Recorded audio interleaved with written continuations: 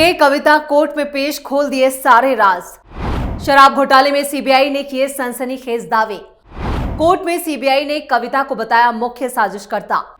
CBI के निशाने पर अब केजरीवाल। नमस्कार, मैं हूं परवीन शेख। आप देख रहे हैं कैपिटल टीवी की स्पेशल स्टोरी। 2024 चुनाव का घमासान मचा है। सभी राजनीतिक दल अपनी अपनी जीत के लिए सियासी दांव लगा रहे हैं। नई नई रणनीति बनाई जा रही है, लेकिन आम आदमी पार्टी शराब घोटाले में ऐसी फंसी है कि राहत मिलने का नाम नहीं है। हर तरफ शराब घोटाले का शोर सुनाई दे रहा है। ऐसे में अब शराब घोटाले में सीबीआई की एंट्री हो चुकी है और सीबीआई ने तिहाड़ से बीआरएस नेता के कविता को गिरफ्तार किया है और 12 अप्रैल को दिल्ली की राउज एवेन्यू कोर्ट में पेश किया, जहां के कविता की दिक्कतें कई गुना बढ़ चुकी हैं। सीबीआई रिमांड में के कविता पहुंच चुके हैं। वहीं कोर्ट में सीबीआई ने शराब घोटाले को लेकर ऐसे दावे किए हैं जिससे तिहाड़ में बंद केजरीवाल भी बड़े संकट में दिखाई दे रहे हैं। ये तो पहले ही कंफर्म था कि केजरीवाल का लंबा वक्त जेल में कटने वाला है। सीबीआई जांच में हाथ लगे बड़े सबूत। दिल्ली शराब घोटाले में ईडी से अलग अब सीबीआई की एंट्री।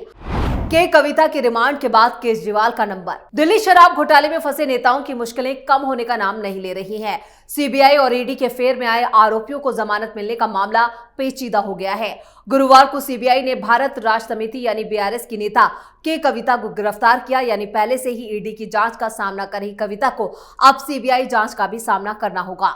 जांच एजेंसी ने 12 अप्रैल शुक्रवार को उन्हें राउज एवेन्यू कोर्ट में पेश किया और रिमांड मांगे। इससे पहले ईडी इस मामले में दिल्ली के सीएम अरविंद केजरीवाल, मनीष सिसोदिया, संजय सिंह, विजय नायर समेत 15 लोगों को गिरफ्तार कर चुकी है। हालांकि 2 अप्रैल को सुप्रीम कोर्ट से संजय सिंह को जमानत मिल गई थी, लेकिन बाकी आरोपियों के मामले में अदालत से राहत नहीं मिली। इधर ईडी और सीबीआई दोनों जांच एजेंसियां अलग अलग जांच कर रही है। ईडी शराब नीति को बनाने और लागू करने में मनी लॉन्ड्रिंग के आरोपों की जांच कर रही है, जबकि सीबीआई की जांच पॉलिसी बनाते समय हुई गड़बड़ी पर केंद्रित है। मुमकिन है कि के कविता के बाद सीबीआई आने वाले वक्त में केजरीवाल की हिरासत मांग सकती है और केस से जुड़े पहलुओं पर पूछताछ कर सकती है। दोनों जांच एजेंसियां दावा कर रहे हैं कि शराब नीति में फंसे आरोपियों के खिलाफ पुख्ता सबूत मिले हैं। ईडी ने मनी ट्रेल का दावा किया है तो सीबीआई रिकॉर्ड से लेकर भ्रष्टाचार की कड़ियों को जोड़कर घोटाला होने का दावा कर रही है।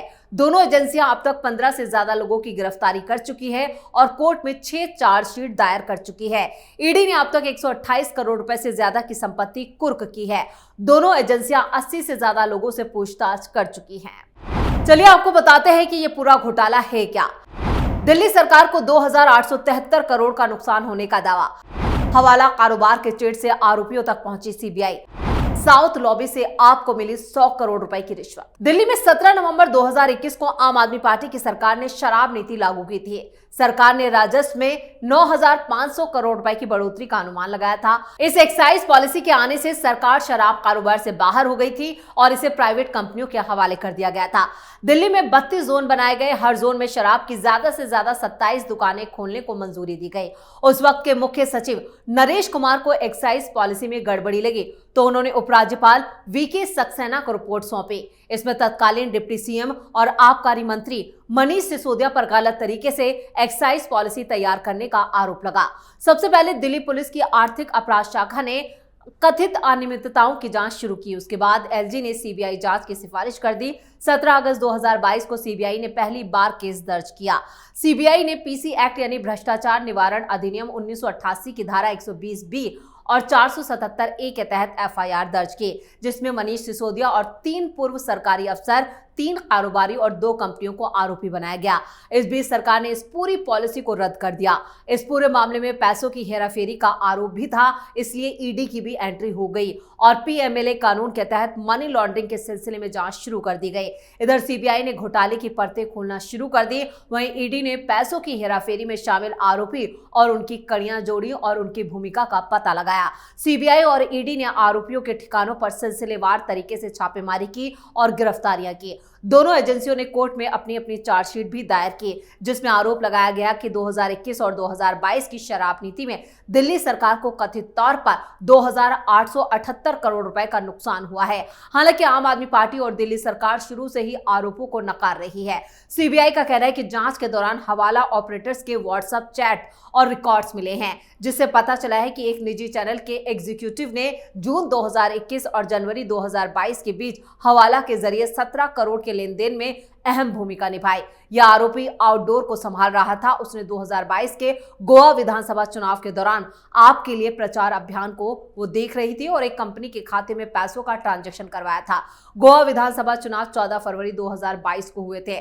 जांच एजेंसी का कहना है कि आरोपी विजय नायर आपके बड़े नेताओं से जुड़ा था। वो उनके इशारे पर काम कर रहा था। उसे आप नेताओं के कहने पर साउथ ग्रुप यानी अरबिंदो फार्मा के प्रमोटर शरत रेड्डी, बीआरएस नेता के कविता, वाईएसआरपीसी के लोकसभा सांसद मंगुटा श्रीनिवासुलु रेड्डी, उनके बेटे राघव मंगुटा से करीब 100 करोड़ रुपए की रिश्वत मिली।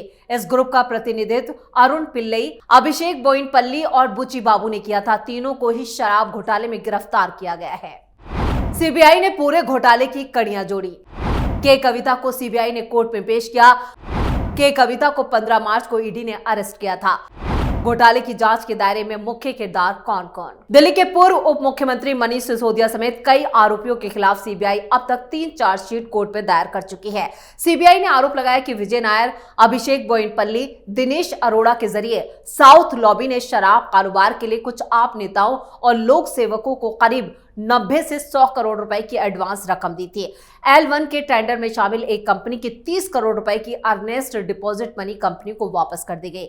सीबीआई ने यह भी आरोप लगाया कि शराब निर्माताओं, थोक विक्रेताओं और खुदरा जो रिटेलर थे, उनके बीच एक कार्टेल बनाया गया था। कार्टेल पर पाबंदी के बावजूद शराब विक्रेता कंपनियों के कार्टेल को लाइसेंस दिए गए। बिना एजेंडा और कैबिनेट नोट सर्कुलेट कराए कैबिनेट ने मनमाने तरीके से प्रस्ताव पास कराया। सभी साजिशकर्ताओं ने कथित तौर पर आपराधिक साजिश के जरिए हेराफेरी में सक्रिय भूमिका निभाई। इसके बाद जो कुछ हुआ वो सरकारी खजाने को भारी नुकसान हुआ और इस कथित घोटाले में जो लोक सेवकों और साजिश में शामिल दूसरे आरोपियों को भी गलत तरीके से फायदा पहुंचाया गया। फिलहाल केजरीवाल, सिसोदिया और के कविता इस समय तिहाड़ जेल में बंद है। के कविता 23 अप्रैल तक न्यायिक हिरासत में है। जांच एजेंसी ने 12 अप्रैल को के कविता को कोर्ट में पेश कर दिया। सीबीआई ने 5 दिन की कस्टडी मांगी और के कविता को प्रोडक्शन वारंट पर तिहाड़ जेल से ट्रायल कोर्ट पर लाया गया। इससे पहले गुरुवार 11 अप्रैल को सीबीआई ने उनसे जेल के अंदर ही पूछताछ की थी। उनसे इस मामले में सह आरोपी बुची बाबू के फोन से बरामद व्हाट्सएप चैट और जमीन डील से जुड़े दस्तावेजों के बारे में पूछताछ की गई थी। सीबीआई ने के कविता की गिरफ्तारी गुरुवार दोपहर करीब 12 बजे तिहाड़ जेल में नंबर 6 से दिखाई गई है और के कविता के खिलाफ आईपीसी की धारा 120B यानी कि आपराधिक साजिश, धारा 477A खातों में हेराफेरी और भ्रष्टाचार निवारण अधिनियम की धारा 7 लोक सेवक को रिश्वत देने से संबंधित अपराध के तहत एफआईआर दर्ज कर गिरफ्तार किया गया। सीबीआई से जुड़े अधिकारियों का कहना है कि के कविता को शुक्रवार को कोर्ट में पेश किया गया। रिमांड मिलने के बाद कविता को सीबीआई मुख्यालय के लॉकअप में रखा जाएगा, जहां उनसे सीबीआई जांच अधिकारी पूछताछ करेंगे। के कविता पर आरोप है कि उन्होंने दिल्ली सरकार की शराब नीति में बदलाव के लिए रिश्वत के तौर पर आम आदमी पार्टी को 100 करोड़ रुपए की रिश्वत दी थी। एक्साइज पॉलिसी केस में मनी लॉन्ड्रिंग का एंगल होने से ईडी भी जांच कर रही है और ईडी ने मनी लॉन्ड्रिंग के आरोप में के कविता को 15 मार्च को हैदराबाद के बंजारा हिल्स से उनके घर से गिरफ्तार किया था। वो तेलंगाना के पूर्व मुख्यमंत्री के चंद्रशेखर राव की बेटी हैं और इस मामले में अब मुख्य रूप से मनीष सिसोदिया और यहाँ पर दिल्ली के आबकारी मंत्री जो रहे, उसके बाद एजी कृष्णा पूर्व एक्साइज कमिश्नर, आनंद तिवारी पूर्व deputy excise commissioner, Pankaj Bhatnagar पूर्व असिस्टेंट एक्साइज कमिश्नर, विजय नायर ओनली मंच लाउडर का पूर्व सीओ और मनोज राय परनोड रिकॉर्ड का पूर्व कर्मचारी, अमनदीप ढाल ब्रिंडको सेल्स का डायरेक्टर, समीर महेंद्रू इंडोस्प्रिस ग्रुप का एमडी, अमित अरोड़ा बड़ी रिटेल का डायरेक्टर और दिनेश अरोड़ा सनी मारवा महादेव लिंकर्स का ऑथराइज सिग्नेटरी और यहाँ पर अरुण रामचंद्र पिल्लई, अर्जुन पांडे बड़ी रिटेल प्राइवेट लिमिटेड के महादेव लिंकर्स को भी आरोपी बनाया गया है। अब जल्द ही सीबीआई केजरीवाल को भी गिरफ्तार कर सकती है और इसके बाद कविता के खुलासों के बाद केजरीवाल की मुश्किलों में और इजाफा होने वाला है। अब देखना यह होगा कि सीबीआई कब केजरीवाल को गिरफ्तार करती है। स्पेशल स्टोरी में इतना ही। वीडियो को लाइक करें, शेयर करें और कैपिटल टीवी को अगर सब्सक्राइब नहीं किया है तो जल्दी से सब्सक्राइब कर लें। नमस्कार।